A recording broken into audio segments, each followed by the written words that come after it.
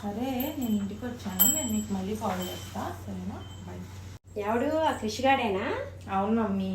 నాకు తెలియక అడుగుతాను, ఎప్పుడు చూసినా నీకే చేస్తుంటాడు. కాలేజీలో ఎవరు ఫ్రెండ్స్ ఉండరా ఆడికి? అబ్బా ఫ్రెండ్ మమ్మీ. ఏ ఫ్రెండే? ఏంటి టేబుల్ మీద ఏదో మేకప్ బాక్స్ లాగా ఉంది, మళ్ళీ ఇంకోటి కొత్తది కొన్నావా? డబ్బులన్నీ ఇలానే తగిలేస్తావు నువ్వు. అది నేను కొనలేదు మమ్మీ. మరి ఎవరు కొన్నారు? గిఫ్ట్ ఇచ్చారు. ఎవడా కృషిగాడా? నిన్నేమో డ్రెస్ కు తెచ్చావు, మొన్నేమో ఇయర్ బ్యాండ్స్ క్లిప్స్ అన్నావు, అంతకు ముందేమో చెప్పులు అన్నావు, ఈ రోజేమో మేకప్ కిట్ అంటున్నావు. అసలు ప్రతిరోజు నీకే ఎందుకు ఇస్తాడు నాకు ఎందుకు అడుగుతాను. అబ్బా ఫ్రెండ్స్ అని చెప్పా కదా, ఫ్రెండ్స్ అట్లానే ఇచ్చుకుంటారు గిఫ్ట్స్. ఆహా, ఏం ఫ్రెండో ఏంటో నాకేం అర్థం కావట్లా. ఏంటి చదువుకుంటున్నావా? ఏంటి గోల్డ్ చైన్ లాగా ఉంది, ఇది ఎక్కడిది? గోల్డ్ చైన్ మమ్మీ, గిఫ్ట్ ఇచ్చారు. ఎవడు ఆ కృషిగాడేనా?